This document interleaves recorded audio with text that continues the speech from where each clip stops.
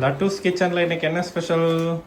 இன்னைக்கு வந்து என்ன இது ஏதோ கொதிக்குது. பாஸ்மதி ரைஸ் வச்சிருக்கிறேன்.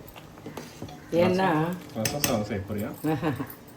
கார்லிக் ரைஸும் அப்புறம் வந்து broccoli white sauce. Garlic rice broccoli white சாஸா? ஆமாம், உனக்கும் அதுக்கும் சம்மந்தமே இல்லையே. அது தோணுச்சு செய்யலான்னு செய்கிறேன். இந்த பாஸ்மதி ரைஸ் ரெடி ஆயிடுச்சு. இப்போ வடித்து வச்சுட்டு ஈஸி வேலை. இவ்வளோத்த செஞ்சுட்டு என்னை கூப்பிட்டுருக்கேன்னா உனக்கு ஏதோ ஒரு வேலை இருக்கணும். என்ன வேலை சொல்லு? யாருக்கு? எனக்கா? இப்போ வந்து என்னதுக்கு இப்போ கூப்பிட்டேன்?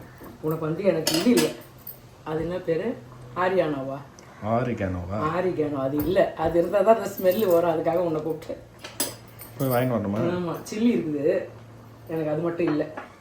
அது எப்படி காலி ஆச்சுன்னு தெரியல. இல்லை டேட் பார் ஆயிடுச்சுன்னு தூக்கி போட்டியான்னு தெரியல. ப்ரொக்கோலி எப்போ வாங்கினேன்? ப்ரக்கோலி எங்கள் ஃப்ரெண்டு கொடுத்தாங்க.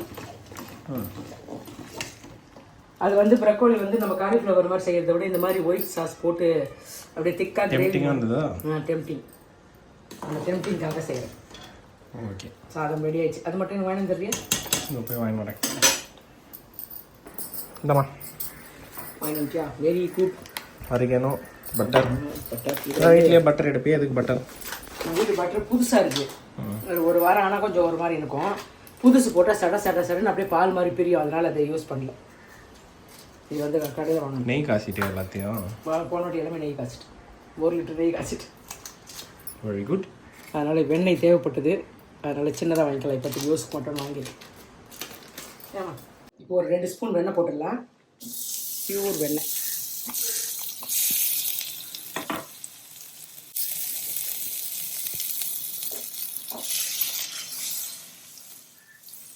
வெண்ணெய் லைட்டாக மெல்ட் ஆன உடனே வெங்காயம் பொடியாக கட் பண்ணு. பொடியான நீட்டாக வெங்காயம் லைட்டாக வதக்கணும். இப்போ வந்து பொடியாக கட் பண்ண பூண்டு, ஒரு முழு பூண்டு. மலை பூண்டா? நாட்டு பூண்டு. எந்த நாடு? நாட்டு பூண்டு ஒன்று, மலை பூண்டு ஒன்றுன்னு சொல்லுவாங்கடா. குட்டி குட்டியாக இருக்கும். அது நாட்டு பூண்டு. வறுத்த நாடு பூண்டு. பூண்டுக்கு ஃபேமஸ் எந்த ஊர்?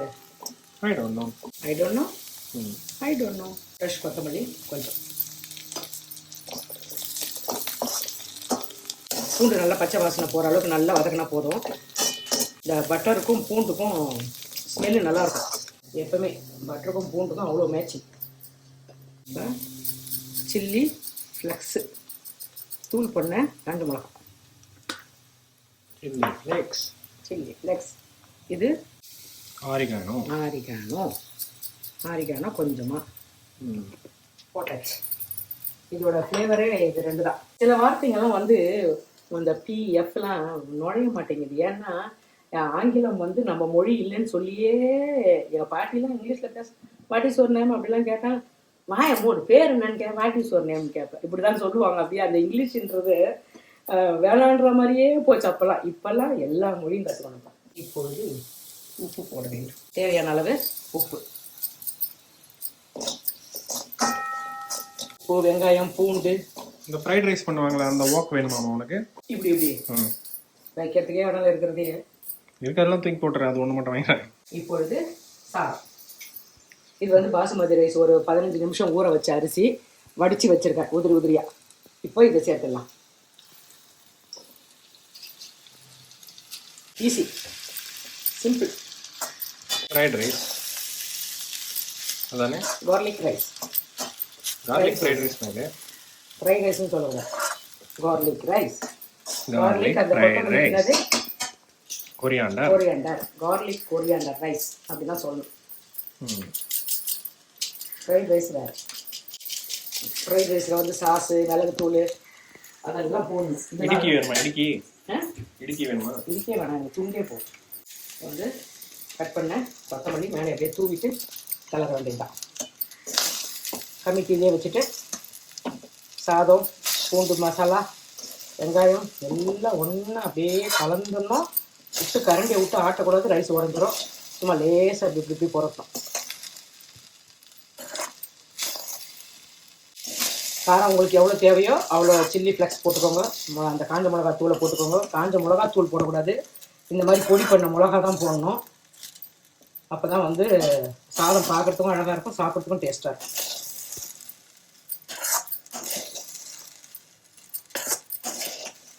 ஈஸி லன்ச் இன்னைக்கு, டேஸ்டி லன்ச். அவ்வளோதான், ஈஸியாக கொத்தமல்லி பூண்டு ரைஸ் ரெடி.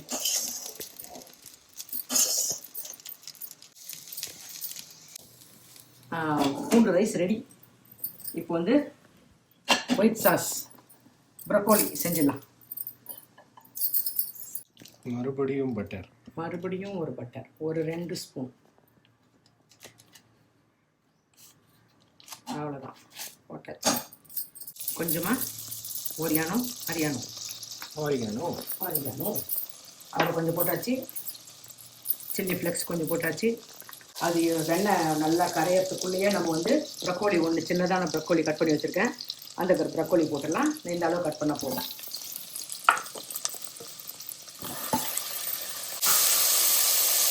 அதுலேயே வந்து ஸ்வீட் கார்ன் கொஞ்சம், ஸ்வீட் கார்ன் வந்து ஒரு பிடி போதும்.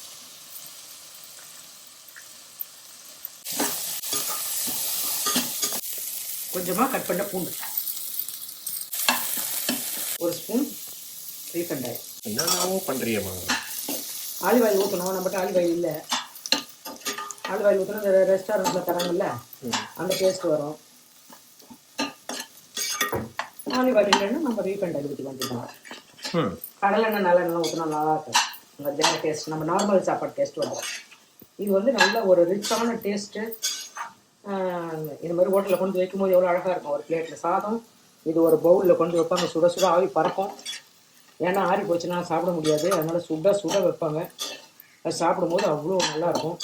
இப்போ இது வந்து ப்ரக்கோலி, இதுவும் இந்த வெண்ணெயிலே வேகட்டும் ஒரு 5 நிமிஷம். மூடி போட்டு வேக வைக்கணுமா? அப்படியே வேக உப்பு போட போகிறேன், உப்பு போட்டாலே வெந்துடும். கொஞ்சமாக உப்பு போட்டாலே வெந்துடும் சீக்கிரமாக.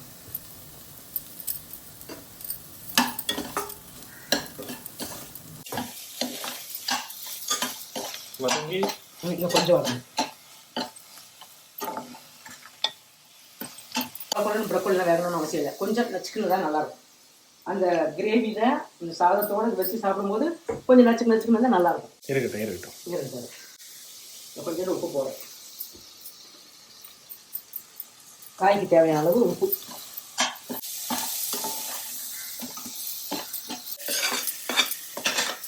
இப்போ இதை அப்படியே வேறு கிண்ணத்துக்கு மாற்றிடலாம்.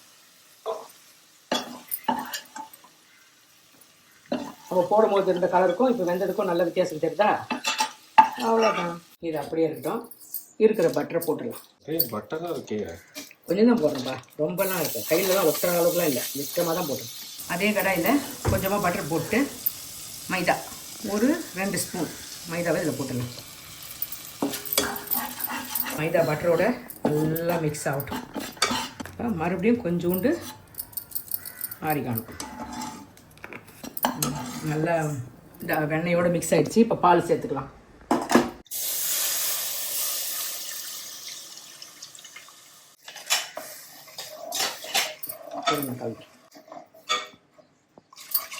பால் ஊற்றிட்டு நல்லா கட்டி இல்லாமல் கலந்துக்கிட்டால் கிரேவி நல்லா திக்காக வரும். கட்டி இல்லாமல் நல்லா இந்த மாதிரி கலந்துக்கிட்டே இருந்தால் கிரேவி நல்லா ஒயிட் சாஸ் திக்காக வரும். அந்த திக்காக வரும்போது நம்ம இந்த எடுத்து வச்ச ப்ரக்கோலியும் காணும் போட்டுடலாம். அது வரைக்கும் நல்லா கொதிக்கிட்டோம், கலந்து விட்டுக்கிட்டே இருக்கலாம்.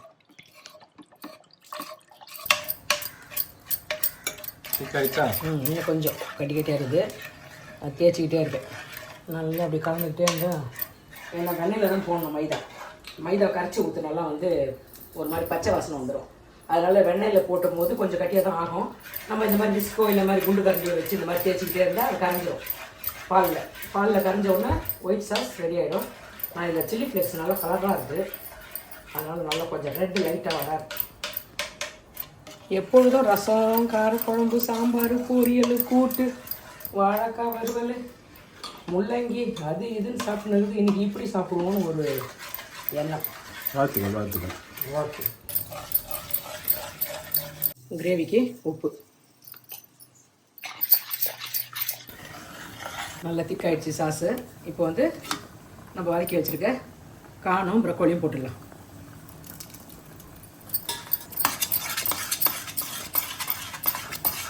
சாஸ் ரெடி ஆயிடுச்சு. இப்போ கேஸ் ஆஃப் பண்ண வேண்டியது தான் வேலை. எல்லாம் ஒன்றா சேர்ந்து மிக்ஸ் ஆனோடனே கேஸ் ஆஃப் பண்ணிடலாம். பார்க்கறதுக்கு அப்படியே டெம்ட் ஆகுது, எனக்கு சாப்பிடணும் போல. இப்போ கொஞ்சமாக கொத்தமல்லி கேஸ் ஆஃப் பண்ணிடுறேன். முடிஞ்சிருச்சு. கார்லிக் ரைஸ் ரெடி ஆயிடுச்சு. இப்போ வந்து வச்சு சாப்பிடலாம். இது broccoli white sauce gravy ready.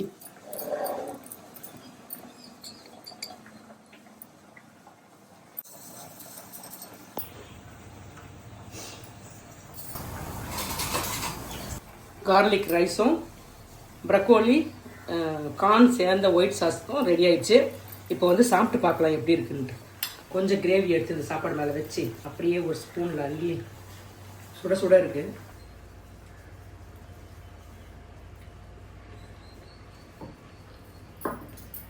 நான் நினச்ச மாதிரி வந்திருக்கு. செம்ம சூப்பராக இருக்குது. இதே மாதிரி நீங்கள் செஞ்சு சாப்பிட்டு பார்த்துட்டு எனக்கு கமெண்ட்ஸில் சொல்லுங்கள் எப்படி வந்துச்சுன்னு சொல்லிட்டு. நம்ம இன்னொரு வீடியோவில் சந்திக்கலாம்.